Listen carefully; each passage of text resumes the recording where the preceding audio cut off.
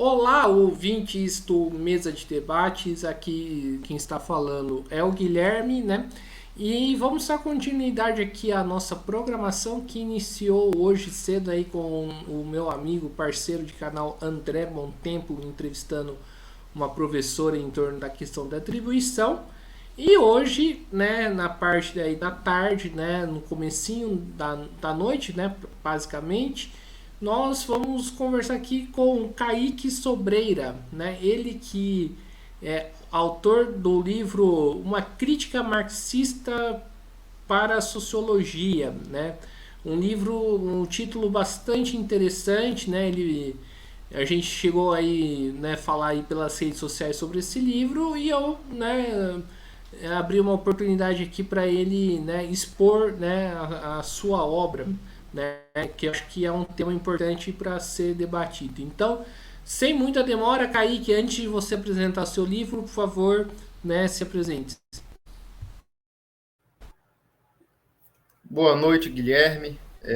Primeiramente, gostaria de agradecer muito a oportunidade de estar aqui hoje no Mesa de Debate Podcast, que é um canal independente da esquerda brasileira, um canal crítico, né, acima de tudo, e por isso eu acho que é um canal que tem feito um trabalho muito bom na luta de classe brasileira, né, sendo um instrumento de interpretação e crítica para a transformação da realidade, de forma que é um prazer, né, estar aqui hoje por conta de tudo isso.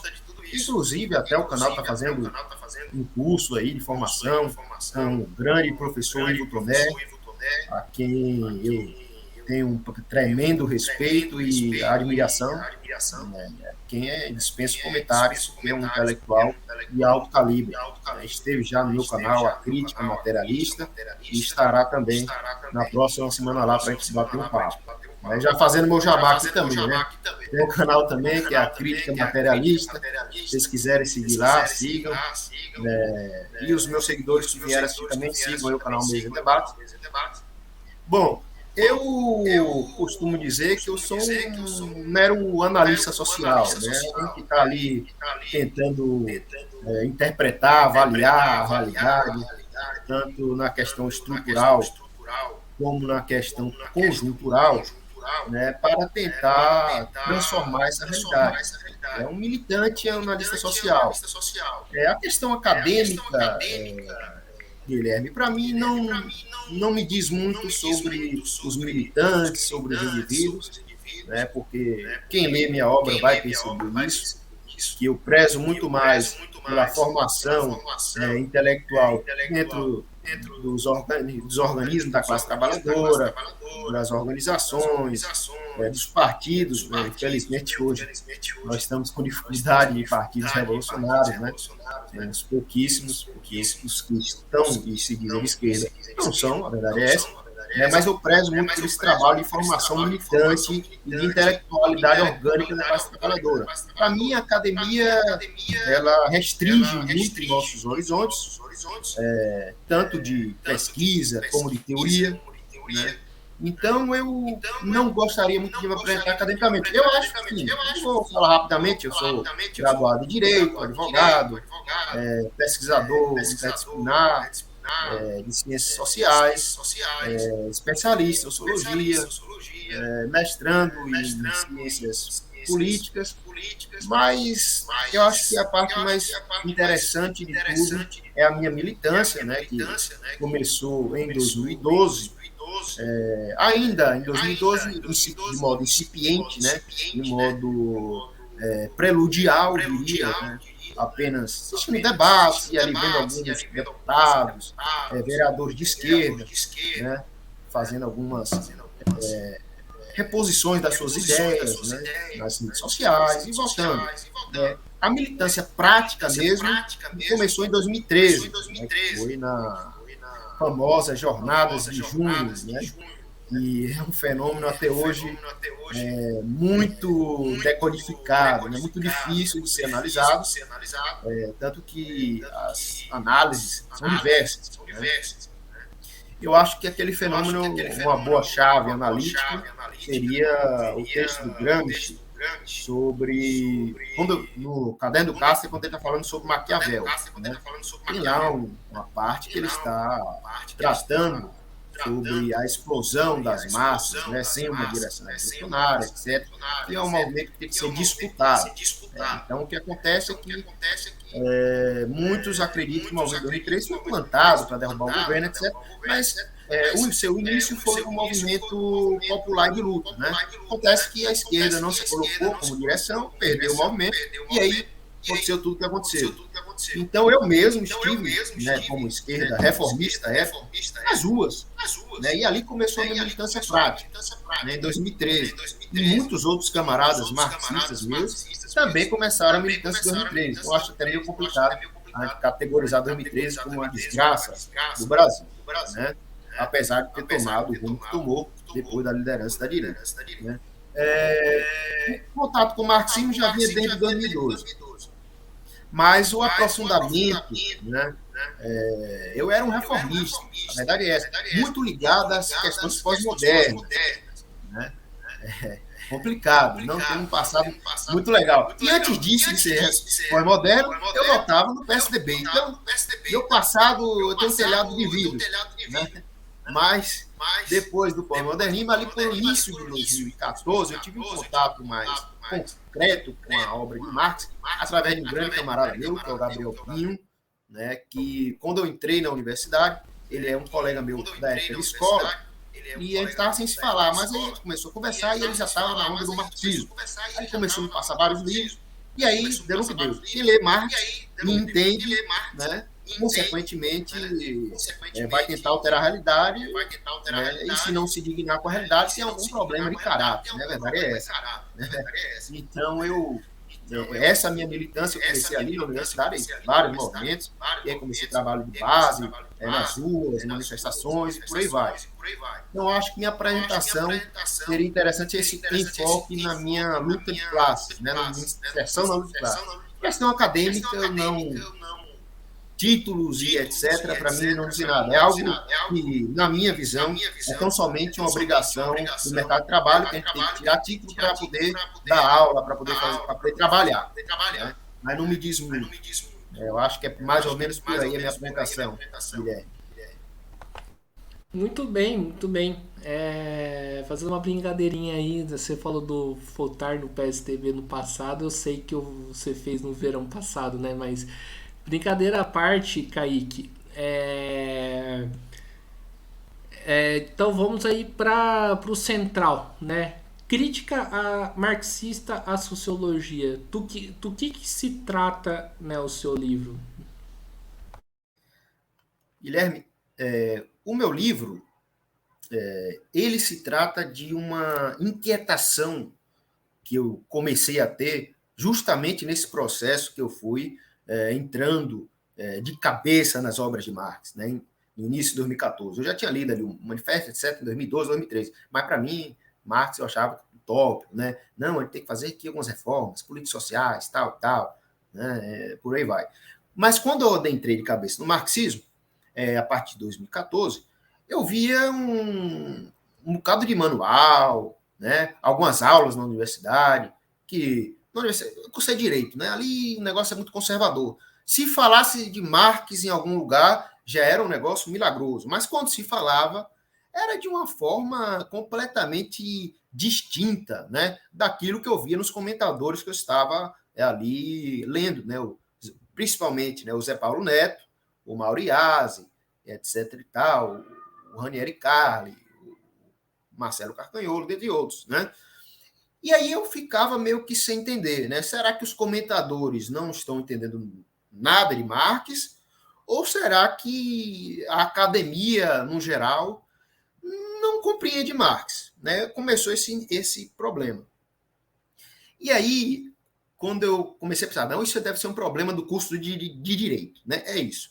O pessoal aqui só quer saber de norma, de positivismo ou justnaturalismo, não quer ler nada de sociologia, de Marx, de ciência social, de nada. Né? Aí passa um manualzão aqui, pronto. Eu comecei a estudar, né, os pesquisadores, né, os teóricos da sociologia, das ciências sociais. Né? E aí, a partir de 2018, né, eu percebi, não, tem algum problema geral na academia, na universidade. Né?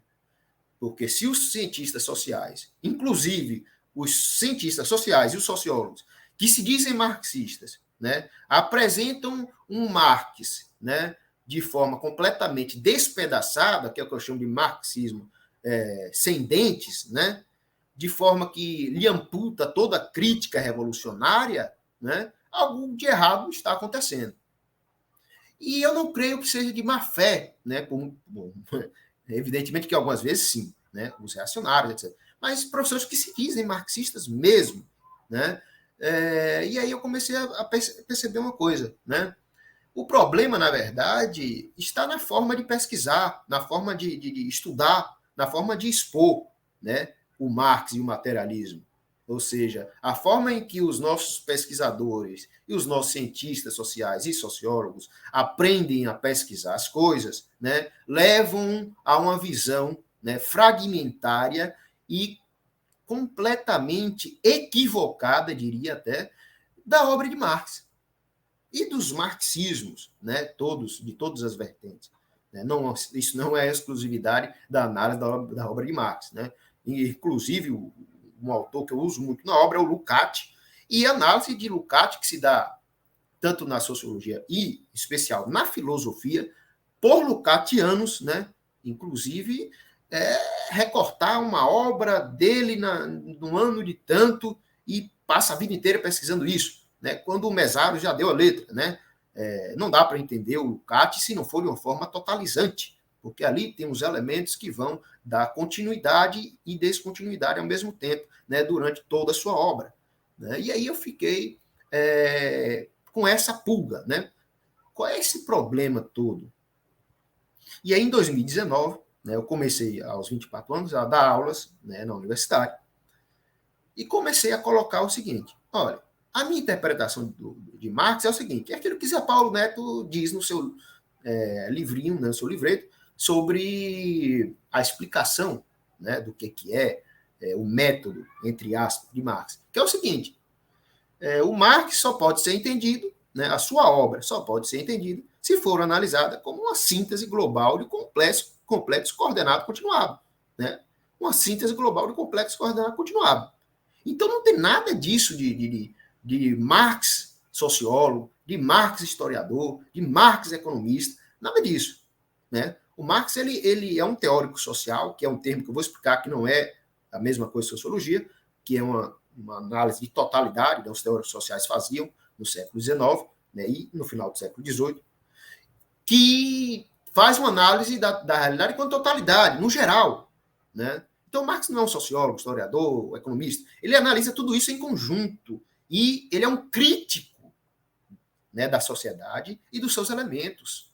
Né? Ou seja, o Marx ele não é um sociólogo. Até porque o Marx condena veementemente a fragmentação do saber. Né? A categoria fundamental, a gente começa por isso. Né? Eu começo por isso. A categoria fundamental de análise do Marx, que não é gerada idealmente pela sua cabeça, mas sim porque a realidade se apresentou dessa forma para ele e ainda se apresenta assim para nós, é que ela é interligada em uma totalidade. Né? É o que o Lukács chama de complexo de complexos. Né? A realidade é uma totalidade. E o Marx vai partir disso para compreender todos os fenômenos sociais. Então, como é que o Marx pode ser um sociólogo, pode ser um economista, né, e analisar fatos sociais isolados das questões gerais? Não, ele nunca fez isso.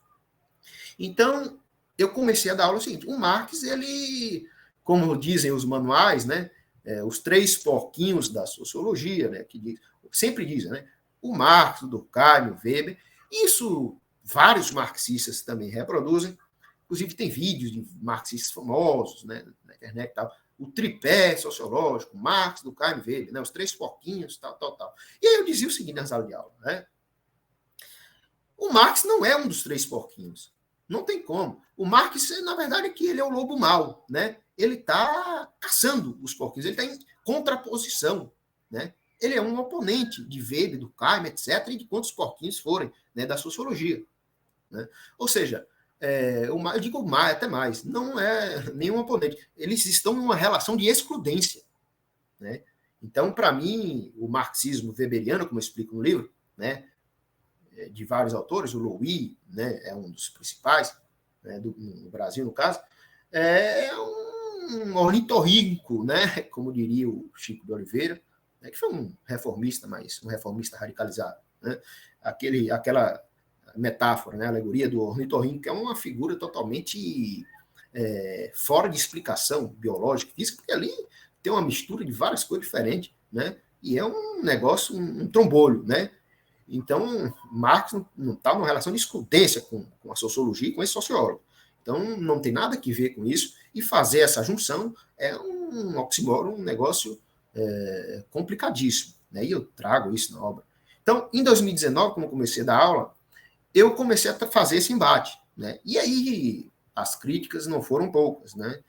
Tanto por parte de professores, academia, no geral, e né, a própria dificuldade dos alunos poderem ter essa reflexão nesse ponto, porque nunca chegaram a ter acesso a uma interpretação parecida com essa, né? Porque sempre o Marx é o sociólogo, né? O Marx é tal e tal, o Marx, o Weber, o Durkheim criaram a sociologia, né? Então, quando eu dizia que o Marx não era sociólogo, muitos alunos que eram marxistas, né, poucos, né, hoje são marxistas, mas eu tive turmas de alunos marxistas, né? E eles diziam, não, você está rebaixando o Marx, como é que você quer dizer que Marx não é um sociólogo? Porque a sociologia é uma ciência, isso dá status, né, de ciência para o materialismo histórico para Marx, né? Eu digo, não, e todo mundo sempre dizia isso. Digo, na verdade é o contrário, o que eu estou dizendo é que a sociologia ela é tão reduzida que o marxismo e Marx são muito maiores do que os seus paradigmas. Ou seja, o Marx ele não precisa ser colocado como sociólogo para ter algum grau, né, de certificação, né, qualquer. O Marx ele é maior do que os sociólogos e maior do que a disciplina. Então era isso que eu estava tentando dizer, né? Só que, evidentemente, que aí vem as grandes questões, né? Quais são as fontes, né? As bibliografias que você tem a passar sobre isso, né? E aí as questões foram muito difíceis, porque no âmbito bibliográfico tinha muito pouca coisa, né? Radicalizando, né? Indo à raiz desse ponto, muito pouca coisa cheia, né? Para passar. Então sempre ficava aquela questão de uma interpretação sua isolada, isso não tem nada a ver, né? Inclusive, tive dificuldade, então, daí que nasceu a obra, né? Várias dificuldades em poder escrever sobre dentro da academia, né? Sempre recusado, né? Eu poder escrever no ponto de vista da totalidade e sobre esse assunto, né? Então, eu cheguei no ponto que, em determinado momento, né, no final de 2020, né, ali por meados de novembro, dezembro, em que eu tinha que fazer o texto para tirar minha especialização, e aí eu disse, pronto, não tem muita bibliografia, e eu preciso agora enfrentar esse dilema, né? Porque não adianta eu ficar dizendo isso e aquilo, palavras e palavras, sem puxar a bibliografia, sem fazer uma sistematização dessa minha teoria e tal, né? E aí eu fui me debruçar, né, estudar mais a fundo, e aí eu tive a sorte, né, de poder encontrar os escritos do professor Ranieri Carli, que foram fundamentais, norteadores, né, para a minha análise sobre Weber, né, por mais que eu tenha ali algumas discordâncias com ele, mas foram fundamentais também para para o fortalecimento dessa minha compreensão de que o marxismo não é uma mera corrente sociológica, né? E também outros autores que estavam tentando traçar alguma coisa nesse sentido, né, que ainda não tinha sido feito. Evidentemente que para mim sempre esteve óbvio, né?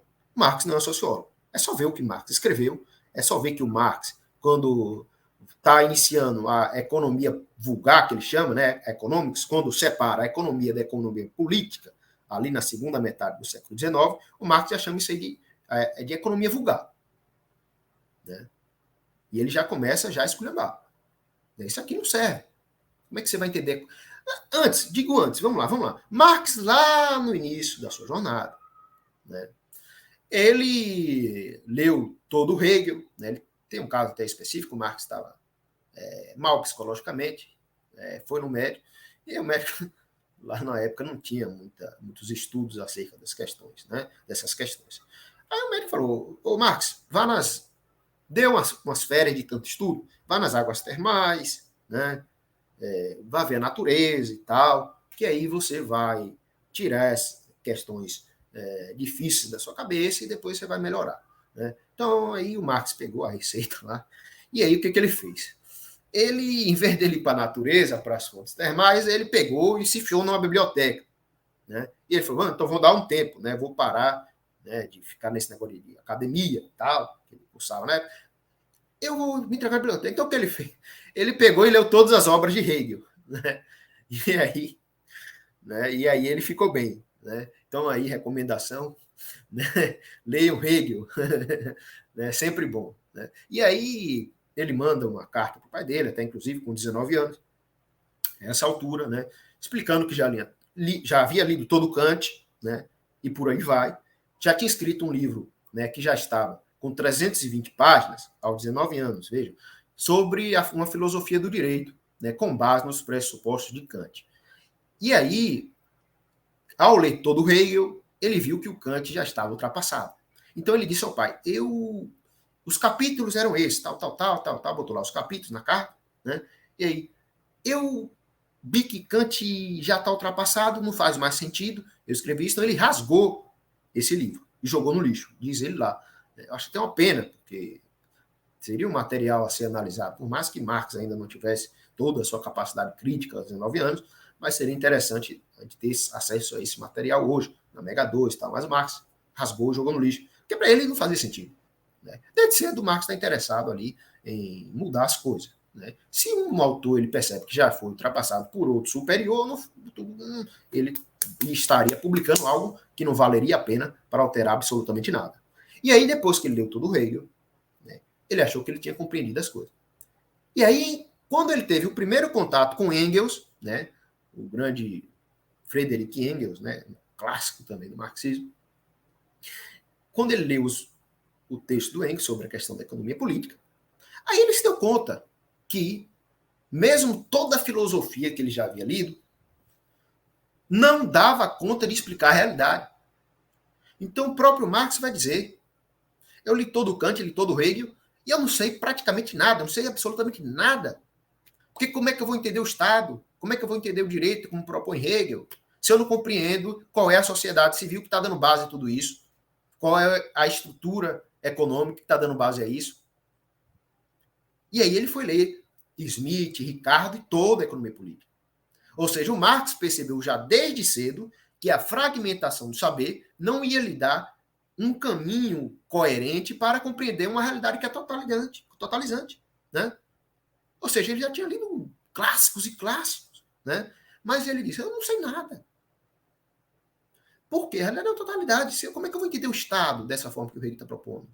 O direito, como está propondo aqui, né? Se eu não compreendo que por trás disso há relações de classe e de trabalho.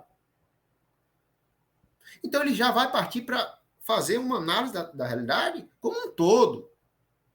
Então, desde cedo, o Marx já tem essa percepção de que ele não poderia partir, né, de um método de investigação fragmentário e especializado, né? E aí, quando a economia política, aí já mais velho, né, quando ele vê esse movimento de divisão da economia política, né, revirando a economia, e aí depois separa, vai política para ciência política, questão social para sociologia, ele disse que economia vulgar, não serve para nada. Então, como é que o Marx, né, seria um sociólogo, né, se é uma disciplina que nasceu justamente para fragmentar o saber, né? Então, a partir daí, para mim, já era óbvio e evidente que Marx não era um sociólogo, né? E até mais, a sociologia, enquanto disciplina, ela tem uma relação de excludência com o marxismo, né? Isso não quer dizer que autores marxistas não pudessem fazer uma sociologia com base em Marx, só que aí está extraindo pedaços de Marx e não o Marx como o próprio Marx se propõe, né? E aí todo esse problema para mim já estava explicado por Marx. Mas se ninguém ali, né, que eu tinha contato estava estabelecendo esse diálogo, né, aceitando sequer que eu pudesse falar, inclusive, há eventos que foram drásticos, né, que literalmente mandaram eu calar a boca, porque eu estava dizendo, literal, né, por parte de academia e tal, por causa que eu estava falando isso, que eu não sabia nada de sociologia, que eu não cursei e não poderia falar. Por isso que eu não levo muito a sério o título, né? E aí eu digo, pô, se eu não posso nem falar sobre isso, então não é evidente, né? Tem algum problema na minha análise, né?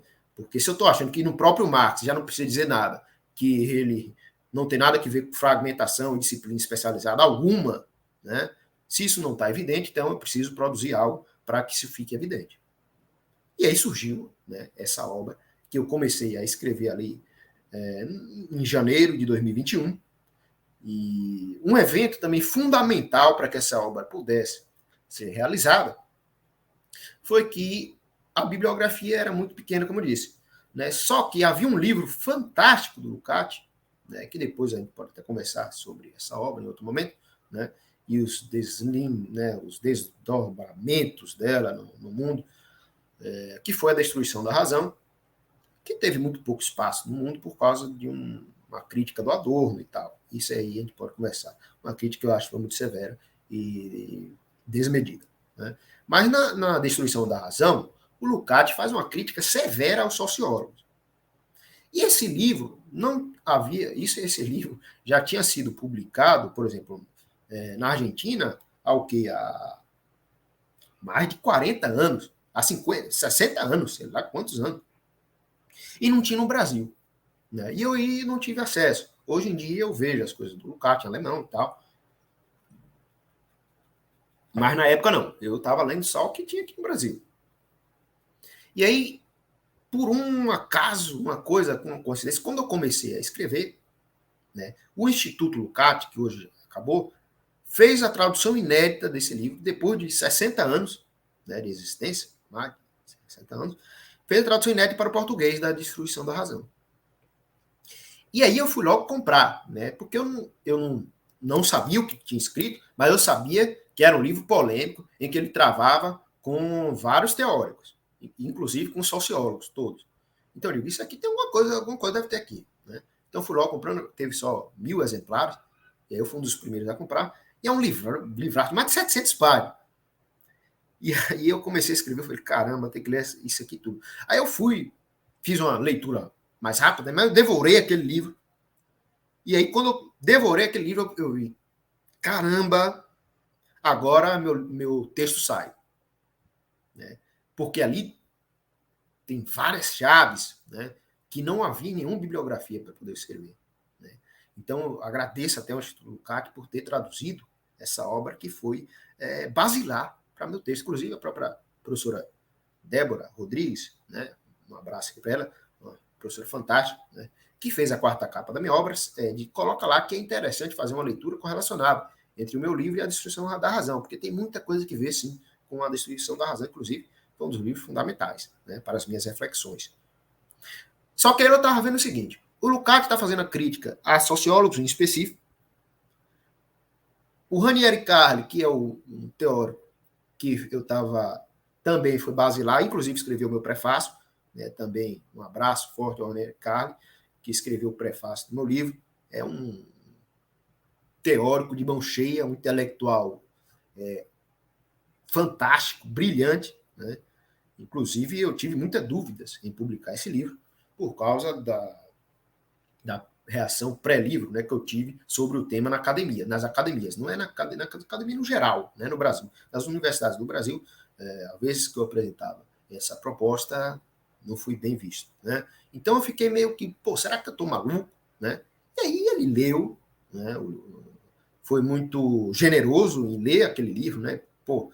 Estava ali em arquivo 400 páginas, depois na edição aumentou um pouco a página e aí ficou 348, eu acho.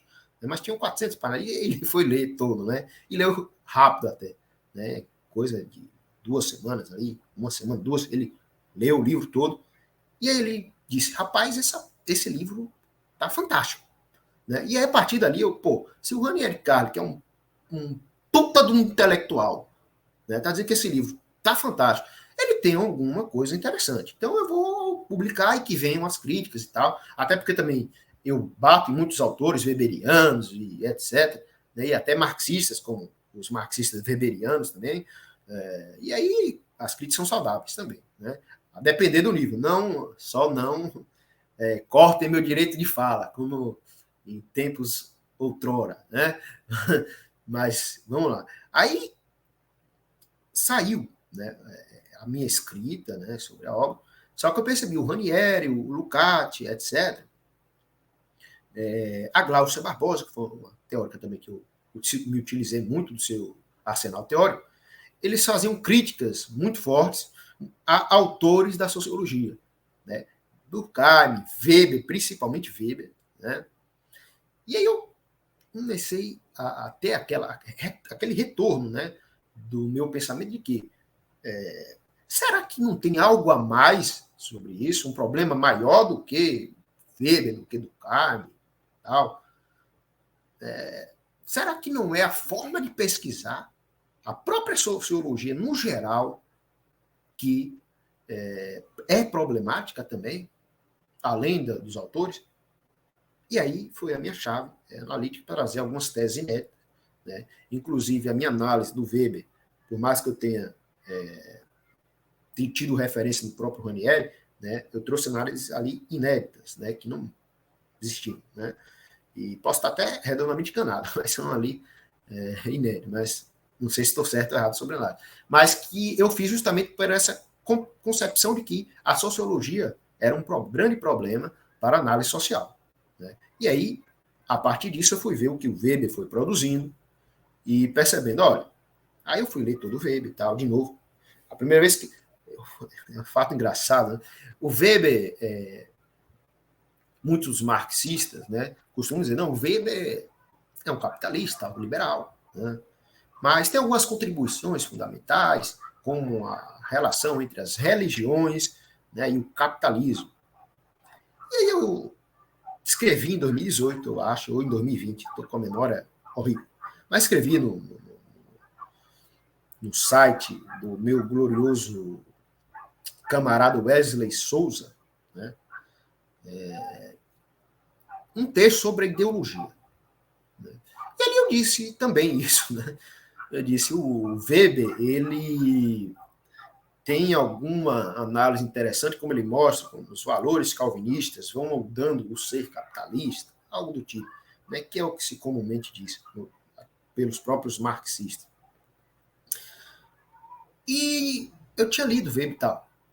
Depois que eu li o Weber novamente para poder escrever minha crítica, só que agora com essa chave analítica da problemática da sociologia, aí eu fui percebendo que, na verdade, aquilo que o Weber está trazendo é furada.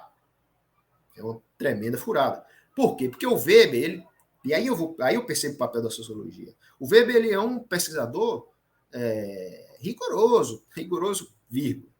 Tá? Eu vou poupar aqui ficar elogiando quem também não merece.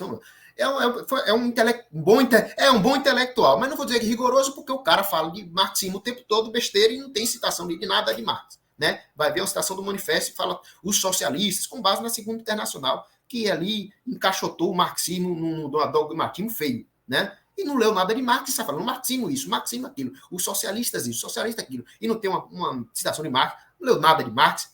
Né? Aí fica falando do que pega dos seus contemporâneos da Segunda Internacional sobre o que é marxismo, pelo amor de Deus. Né? O negócio, uma vulgar, está miserável.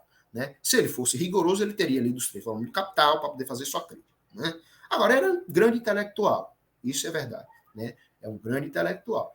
Só que, como eu explico na obra, né, é um intelectual que nasceu, né, dentro do seio da sociologia.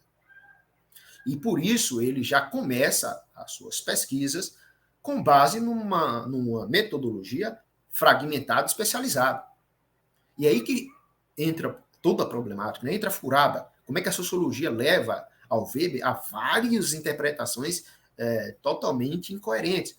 Né? E aí quando eu fui ver, né, agora com essa chave analítica, eu fui reler o Weber todo de novo, de forma integral, eu percebi que, na verdade, as contribuições dele são mais algumas questões do Estado, da burocracia, mas a questão da religião é furada. Né? Quando eu vi ali o seguinte, qual é a análise de Weber sobre o capitalismo? Aí eu puxei toda, né, e tal. Bom, isso aqui é uma análise liberal vulgar. Isso aqui não é nem Smith, nem Ricardo, nem valor trabalho. Isso é uma vulgata liberal, inclusive ele cita o Mises na Economia e Sociedade. Então, o que ele acha sobre capitalismo não é o capitalismo. E o que ele acha sobre religião, né, do calvinismo, também é uma análise ruim, porque ele pega os liberais do calvinismo, como o Benjamin Franklin, que era um liberal extremista, né, um liberal ultraliberal, né, um analista do protestantismo ultraliberal. Então, o que ele tinha por capitalismo não tinha nada a ver com o capitalismo, né, o que ele fala, poupar, os desbravadores, né, nada disso, né, os grandes líderes do capitalismo, os desbravadores, os empreendedores, monstros sagrados, né, transformaram tudo. Não, teve nada disso. Teve muita expoliação, teve a fase de acumulação primitiva do capital, né, não teve nada de desbravador nem nada, né, ação empreendedora, né, poupar dinheiro, isso, ter racionalidade para poupar dinheiro. Capitalismo não funcionou, não funciona dessa forma, não foi gerado dessa forma e nunca funcionou, nunca existiu esse capitalismo que ele está dizendo. Né? Os pressupostos dele de capitalismo são os pressupostos do liberalismo vulgar, né? Que ali vai dar na própria escola austríaca. Né? E aí, bom, por que ele está fazendo isso? Porque o Weber é um sociólogo. Então ele vai fazer sua análise social e vai pegar a análise da economia dos economistas, porque não é trabalho dele. Então ele não tem uma teoria do valor próprio, não tem uma crítica do valor, não tem nada ali concreto. Ele vai pegar o que estava na moda, né? A economia liberal vulgar. E aí vai juntar com sua análise sociológica. E aí o que vai acontecer? Vai ficar fácil, porque o que liberais dizem sobre o que é o calvinismo, com o que os liberais dizem o que é capitalismo, óbvio que vai ter congruência. Né? Mas, na verdade, não tinha nada que ver. Né? Nada que ver. E aí está tudo. Eu tenho o maior capítulo da obra é sobre Weber. Né? E todos os subcapítulos eu vou explicando passo a passo qual foi o direcionamento que a sociologia deu para Weber errar nisso ou naquilo. Né? Então, faço uma discussão tremenda sobre isso. No geral, né, como eu disse, eu acho que a discussão é muito mais do que uma crítica a Weber, do Durkheim, dos sociólogos. Né? A gente compreender que o marxismo, se nós formos pesquisar e interpretar o marxismo sobre o que eu chamo lá na obra de guarda-chuva metodológico da sociologia, a gente vai reduzir o marxismo, né, de forma brutal. Esse é o ponto. Não é que os sociólogos não podem utilizar Marx, usem o que vocês quiserem. Né? Não é que não pode existir sociólogo marxista. É que o marxismo, na sua inteireza, na sua completude, não pode ser compreendido na sua dimensão, né, se for interpretado dentro das chaves analíticas da sociologia. Então, Marx não foi sociólogo e o marxismo não é uma corrente sociológica, por mais que correntes sociológicas possam beber de alguns fundamentos e conclusões do Marx. E por mais que existam sociólogos marxistas. Né? Essa é a grande chave que a gente precisa fazer a discussão, porque há uma redução drástica do Marx. Né? Hoje, no Brasil, vários sociólogos que são grandes intelectuais, né? E acabam reduzindo muito o Marx. E o materialismo histórico é a maior chave analítica, né, que nós temos até então, né, evidentemente que a história não para, a história é movimento, por movimento, mas até então é a maior chave de interpretação da realidade que já foi produzida na história humana.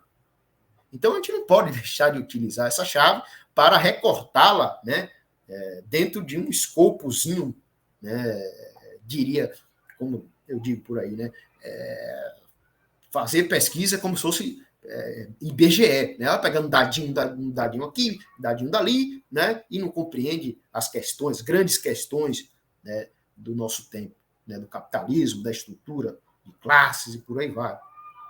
Então, acho que é importante essa distinção.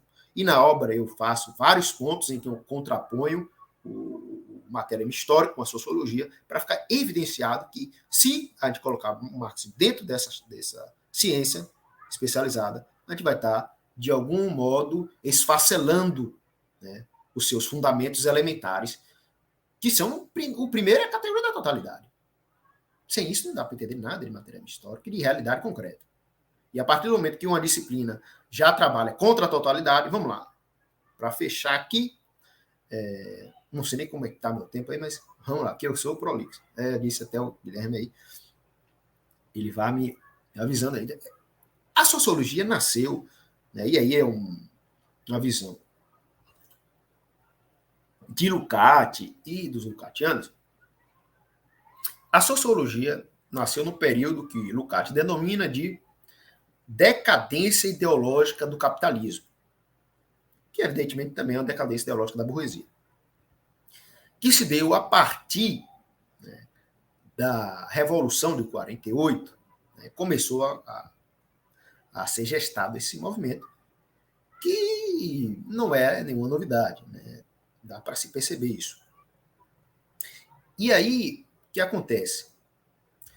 O capitalismo, em sua decadência geral, econômica, política, teórica, cultural, e por aí vai, né? A burguesia, nesse momento de decadência, ela passa a ser reacionária, conservadora, né? Porque a burguesia foi revolucionária, né? E aí ela revolucionou o pensamento, a cultura, teve renascimento, iluminismo, por aí vai, né? E chegou no seu apogeu em Hegel, né? Que para mim foi o maior filósofo burguês até então, né?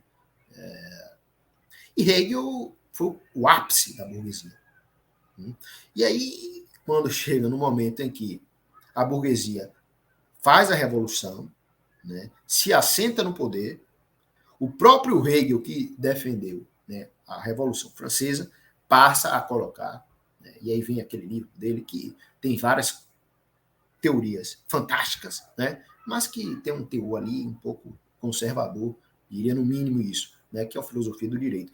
Ele já chega colocando ali o Estado, né, como o espírito absoluto, né, o zeitgeist do tempo, né? Ou seja, agora que a burguesia chegou ao poder, né, não é mais revolucionária, né? Ela quer manter o poder, né? E aí ela se torna conservadora. E aí o Hegel já não serve mais, e até hoje também não serve mais para a burguesia, foi deixado de lado, né? E começou essa fase da decadência ideológica que fez com que, por exemplo, a economia política fosse fraturada, né, e de um lado você vai analisar a política, para lá separado, de cá você vai analisar a economia. A sociologia surgiu nesse terreno, justamente para ser a disciplina autônoma a dar conta dos fatos sociais. É só a gente ver...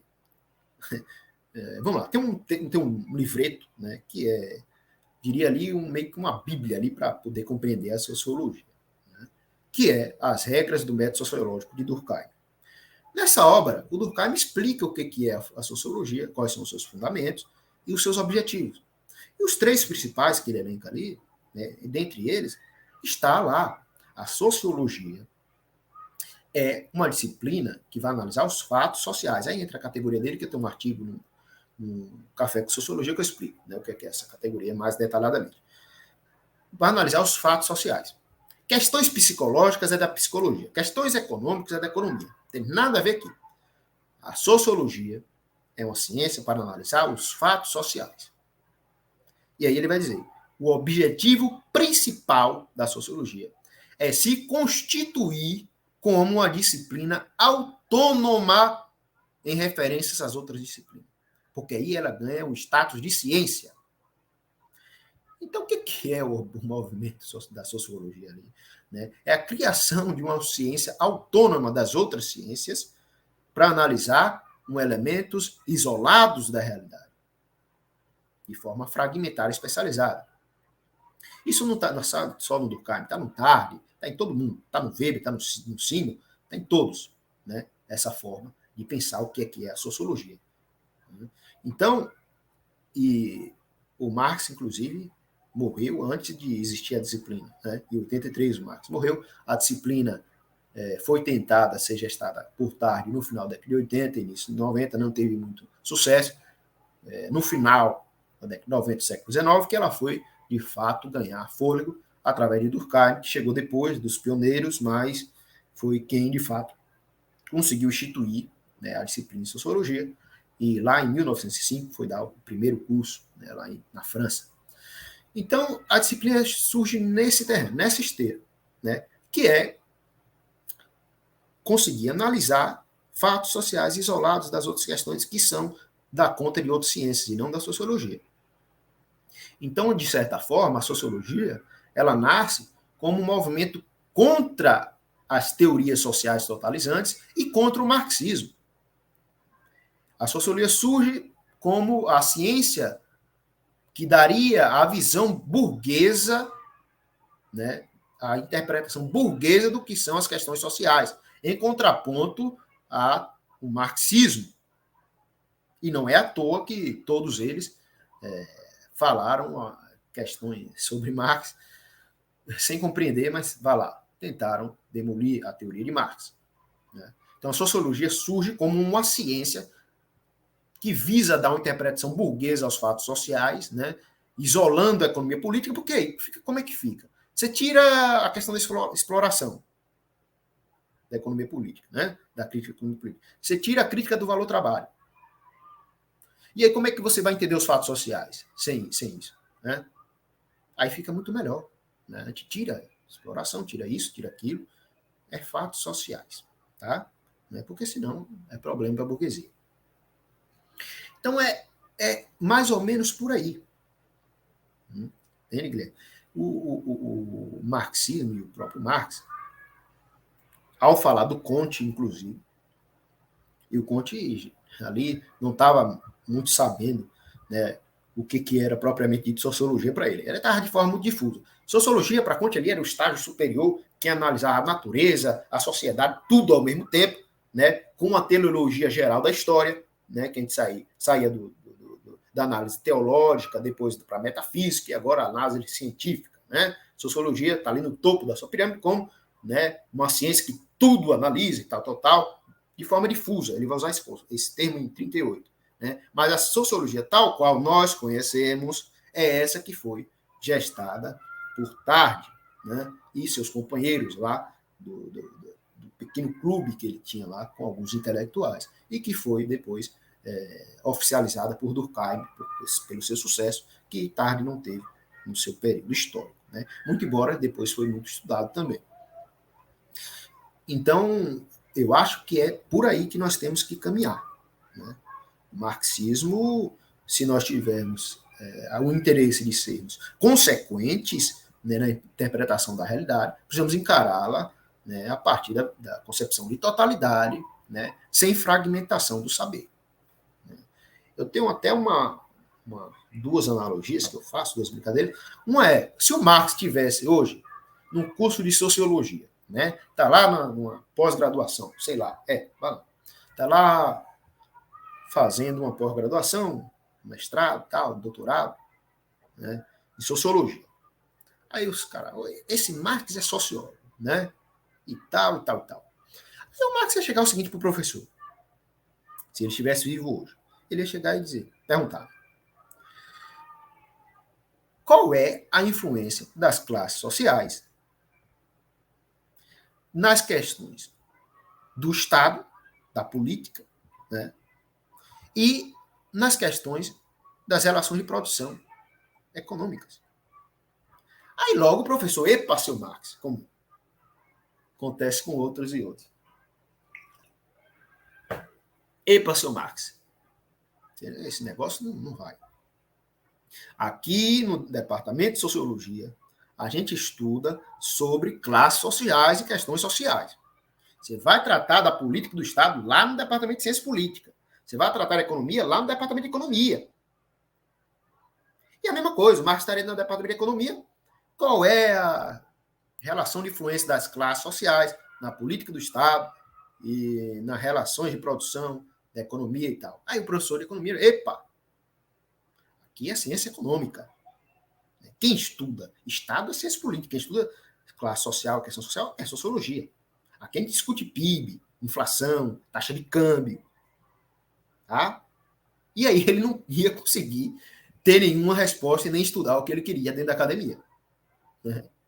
Por causa justamente dessa fragmentação extrema do saber, que é interessante colocar, que tem um capítulo que eu explico que ela advém da própria especialização extrema do mercado de trabalho, que foi produzida pelo capitalismo, né?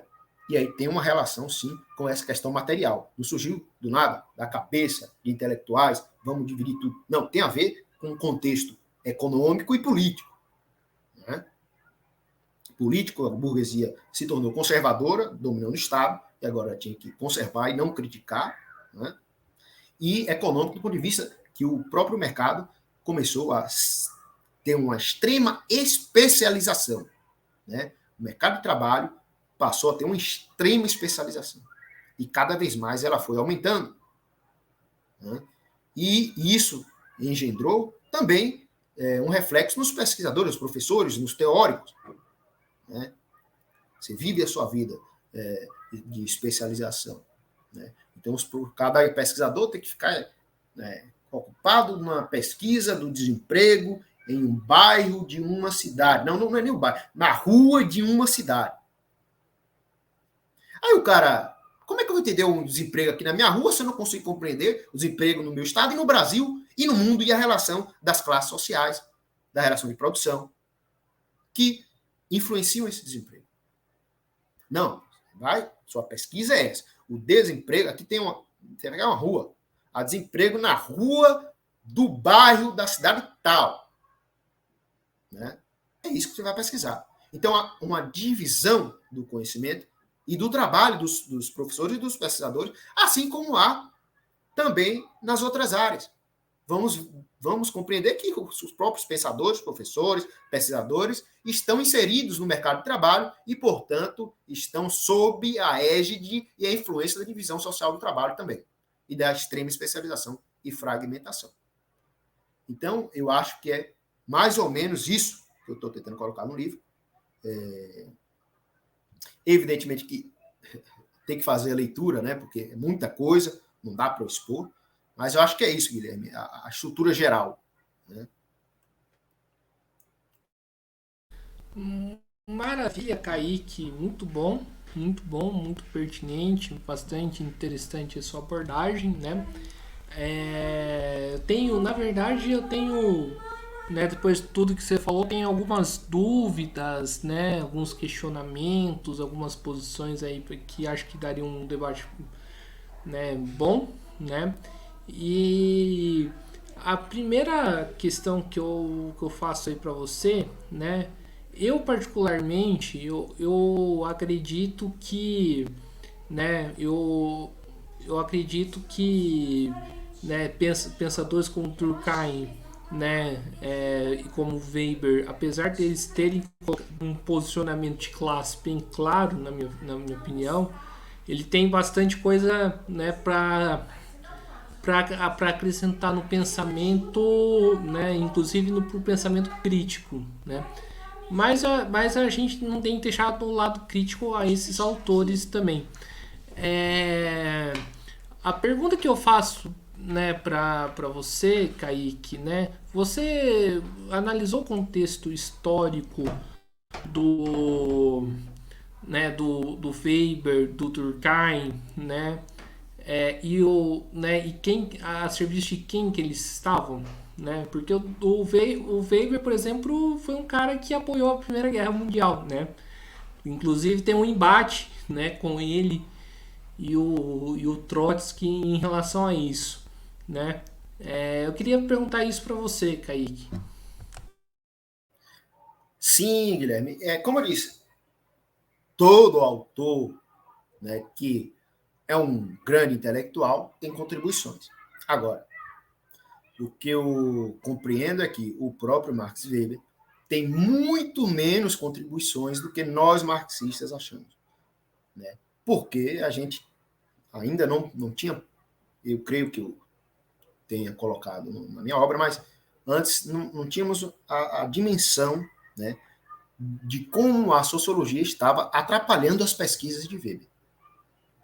Mas sim, respondendo à sua segunda pergunta, eu analisei o Weber em sua inteireza. Inclusive, eu tive que comprar uma obra, né, Religiões da China, que só tinha tradução inglesa, que os comentadores dele trabalham aqui, que é de 1954, né? E é uma tradução, que é uma edição inglesa ruim, né? Então eu tive que buscar uma edição portuguesa, não tinha. Aí eu tive que achar a tradução autônoma, que o cara tinha feito no ano anterior, né? Sem editora, publicou lá. Eu fui pedir, eu comprei na Suíça, né, o livro, né? Religiões da China. Não tinha no Brasil. E aí uma editora lá, né, sob a supervisão do Gabriel Con, né, trouxe algumas passagens, alguns subcapítulos dessa obra e lançou uma trilogia lá do Weber e Religião, né? Então eu fui de ponto a ponto do Weber e peguei todo o contexto histórico, inclusive a discussão sobre o imperialismo, a discussão sobre a questão das guerras mundiais. O Weber não só participou intelectualmente, como participou politicamente da Primeira Guerra Mundial, com seu ultranacionalismo senil, né, diga-se de passagem, né? Foi, inclusive, pediu para ir para o fronte de batalha, e o general, né, o general, epa, Weber, você é um intelectual, sua função na guerra é outra. Então ele colocou ele lá nos postos, né, dos soldados para dar palestras motivacionais, né, entre aspas, né, que é o quê? Falar besteira teórica para os soldados, né? A verdade é essa. E aí tem toda... Você veja que o Weber, ele é um antimarxista ferrenho. E eu trouxe as passagens todas, as iniciais e tal. Vou destacar 3 momentos aqui, só para ficar muito evidenciado isso. O Weber, ele diz, né, ele explica por que ele entrou na sociologia. Por que ele começou a ser um estudioso intelectual. E aí, por que ele vai dizer? Eu comecei, né, eu quis entrar nisso justamente para conseguir, ou tentar, no caso, né, defenestrar as teorias malditas, né, que rondam as cabeças, né, dos nossos pensadores e dos alemães, de que temos que se fazer uma análise totalizante das coisas. Eu entrei para combater isso. Eu comecei a ser sociólogo para combater isso. Por quê? Aí ele vai dizer. Porque a especialização é a única forma de se fazer a ciência evoluída. A fragmentação do saber é o grande farol que nos dá a possibilidade de fazer ciência. Então, primeiro ponto, Weber iniciou na sociologia para tentar defenestrar as teorias totalizantes, entre elas o marxismo. E porque ele tinha crença de que a fragmentação do saber era científica e o resto não. Segundo momento da vida de Weber. O Weber, ele tinha uma relação de amizade tremenda com o Lukács.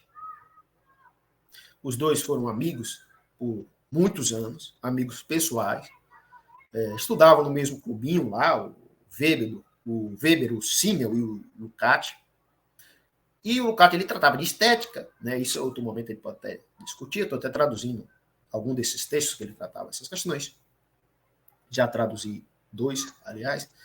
ele tratava dessas questões. Aí teve o clássico, teoria do romance, por aí vai. Almas e formas. Né? E o Weber vai... Olha o caso. O Weber vai chegar no seu manual do que é ciência, né? O famoso Ciência por Vocação, onde ele vai defender de novo a ideia da fragmentação, do conhecimento, né? Da neutralidade, tudo isso que não tem nada a ver com o marxismo, que a sociologia defende. Neutralidade, fragmentação do saber, nada a ver. Não existe neutralidade, fragmentação na realidade não existe, então você não está entendendo nada da realidade, por aí vai. Mas ele vai lá trazer ciência por vocação.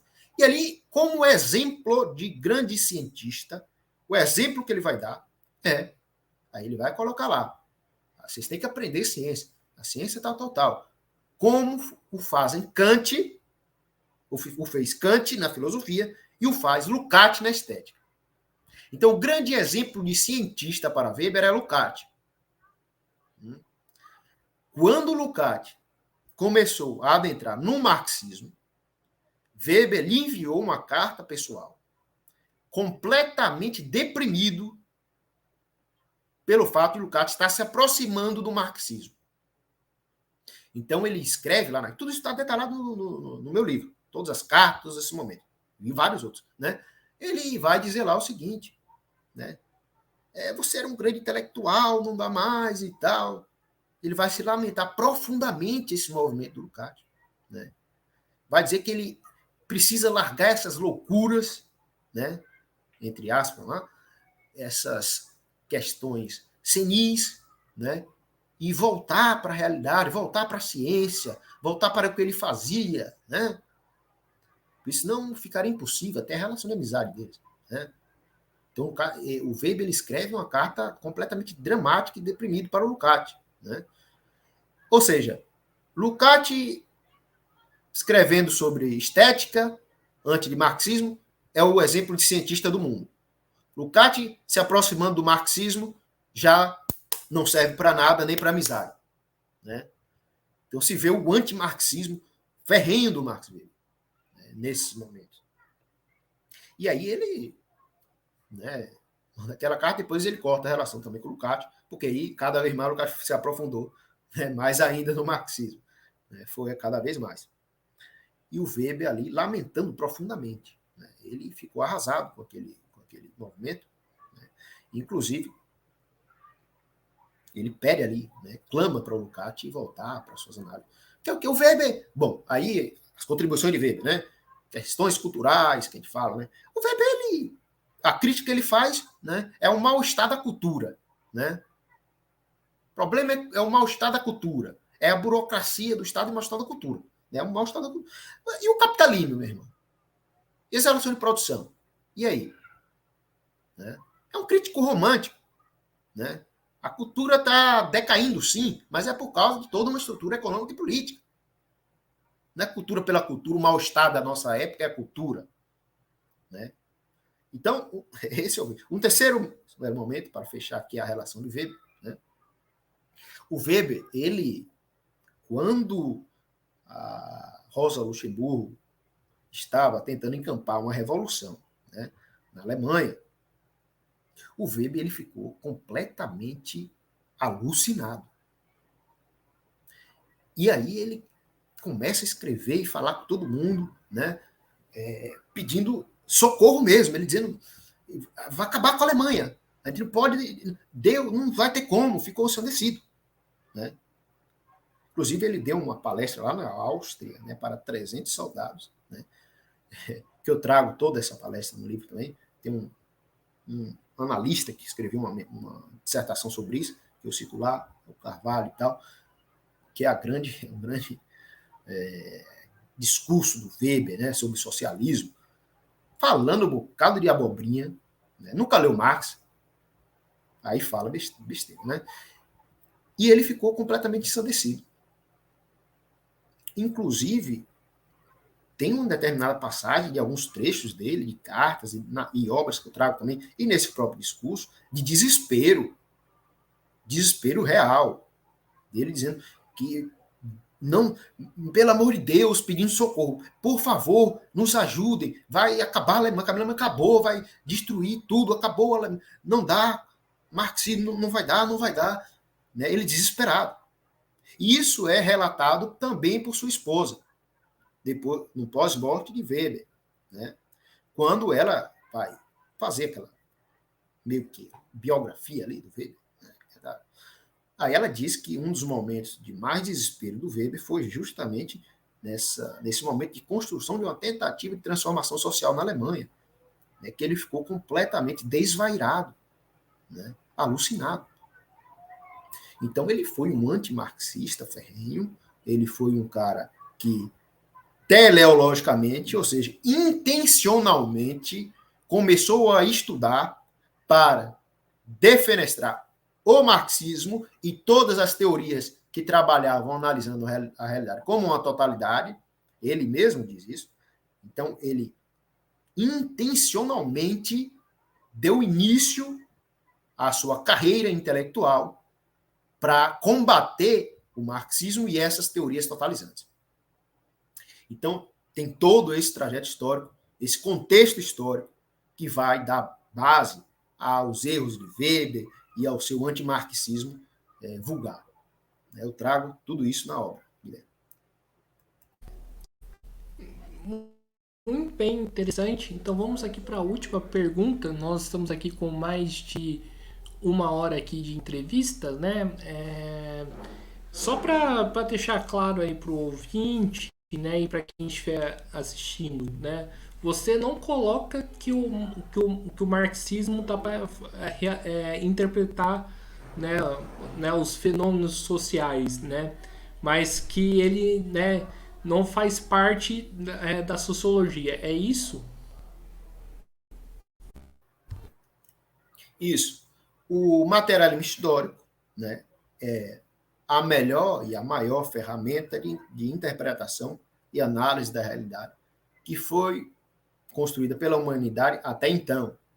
Porque eu estou seguro, convencido de que quando a gente superar o capitalismo, né, quando não, porque não é dogmatismo, senão fica que nem Weber, né, achando que o Marx é um profeta, não é isso. Mas se a gente superar, e precisamos fazê-lo, se a gente superar o capitalismo, né, eu estou convencido de que teorias mais avançadas surgirão, né, com base em uma sociedade do trabalho associado, né, do trabalho livre e associado, sociedade sem Estado, uma sociedade comunista. Né, vai produzir um ambiente teórico-cultural para que possamos ter teorias mais avançadas que o materialismo. Mas, até então, o materialismo é a maior ferramenta de interpretação da realidade. Então, o que eu estou trazendo na minha tese é que o marxismo não pode ser interpretado como uma corrente sociológica ou Marx como um sociólogo. Porque daí nós vamos retirar os grandes elementos do Marx, ou seja, fragmentando ele, né, nas diversas disciplinas, como fazem os professores, né, e a academia, ou seja, o Marx historiador, o Marx sociólogo, o Marx cientista político, o Marx economista.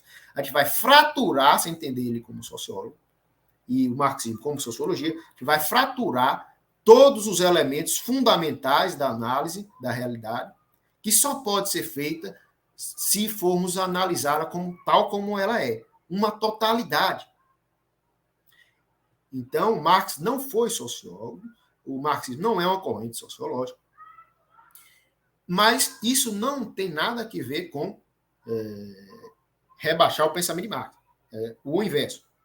O pensamento de Marx ele é muito acima do que qualquer disciplina que acredite que a realidade possa ser analisada de forma isolada.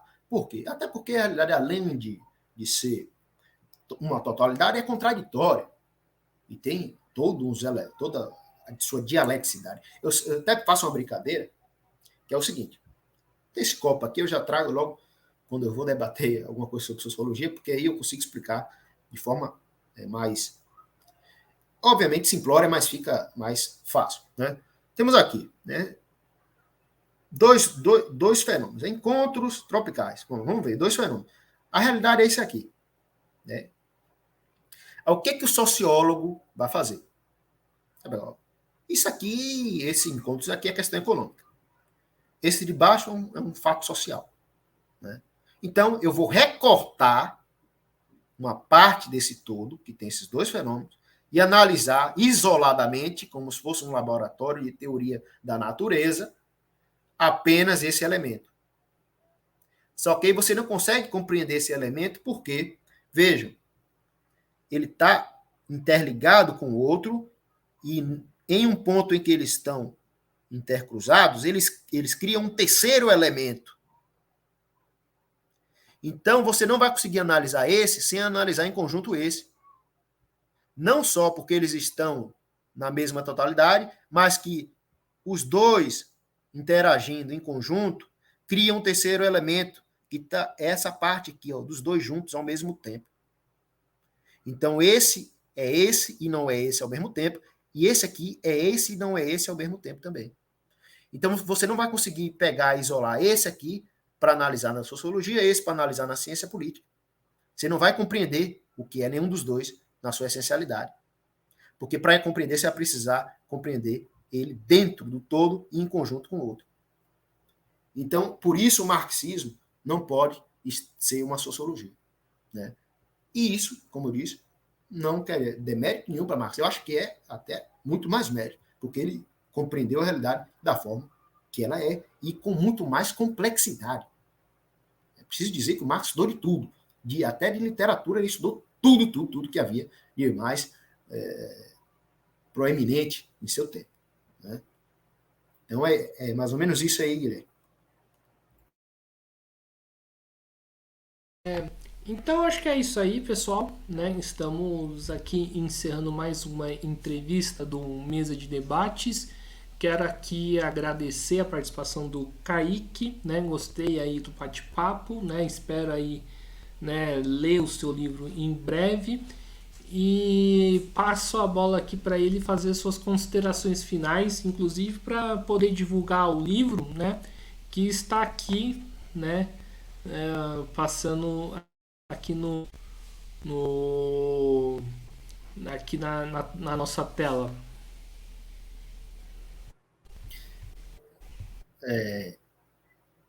Eu novamente gostaria de agradecer a oportunidade do espaço, né, para debater aqui sobre essa obra, que vai dar muito o que falar, porque ela é muito polêmica, né, e eu acho que é importante estar debatendo e se debruçando sobre isso, sobre essa temática fundamental, porque na minha concepção, se a gente não reverter esse processo e retornar, né, a compreender o marxismo como uma análise de totalidade, né, a gente vai continuar produzindo teorias supostamente marxistas, mas que não têm criticidade nenhuma. Né? É o marxismo ascendente. Então, eu agradeço enormemente ao Guilherme e ao podcast, né, mesa de debate de tudo um pouco, pela oportunidade. Né? E aí fazer o meu jabá, né, que tem que ser feito, senão não há circulação da obra e não há disputa das ideias, né, como diria o Gramsci. Né? O Gramsci, hein? O Gramsci, né? Não o Gramsci que foi interpretado, né, pelo marxismo ocidental, nem por um certo partido aí que está no poder. Está no poder, não, isso não é estar no poder, mas que foi, aí está agora no governo federal. Né? O Gramsci pelo Gramsci, hein? Que é o revolucionário. Né? A disputa pela hegemonia, né? A disputa contra a ideologia dominante, a disputa contra as ideias da classe dominante. Então, eu acho que essa obra é fundamental e faço esse jabá justamente por isso, para tentar fazer com que ela circule cada vez mais e que esse debate possa ser feito. E que se eu acho que eu estou enganado em algumas questões até. Né? E se eu estiver, é importante a gente pegar pelo menos a chave analítica do esboço. Eu digo lá na obra, eu não estou fazendo teoria social nenhuma aqui, não. Eu só estou dizendo que a gente precisa, para analisar as coisas, utilizar isso aqui. Estou tentando reverter o processo de deteriorização que foi feito com o marxismo dentro das universidades. Né? Eu não estou dando teoria social. Eu só estou tentando retornar ao ponto que nós precisamos para fazer uma teoria social. Né? Então, as minhas conclusões podem estar incorretas. E as pessoas podem aí fazer as suas críticas, mas eu acho que é fundamental prestar atenção na ferramenta, no, entre aspas, método de análise da realidade de Marx, que é o que eu estou trazendo aí, e não de recorte, ciência social, sociologia nenhuma. Né? Então, tem, para quem quiser adquirir a obra, né, está no site da editora que publicou, a editora Papel Social, o link aí o Guilherme fixou, né? Está sendo vendido com desconto de 20% até o dia 31, então não perca essa oportunidade, porque está a R$ 47, vai subir para 59. Inclusive, eu quero agradecer a editora Papel Social, né? Já ia esquecendo, agradecer enormemente pela publicação da obra, porque foi um ato de extrema coragem, dentro de tudo que eu escrevi ali, né, e eles leram e tal, todas as críticas, inclusive, eu pego vários pensadores grandes, né, e faço críticas ferrenhas. O próprio Gabriel Con aí, né, leia minha obra aí, Gabriel Con, não me xingue, mas vamos ver aí, trava o debate, né?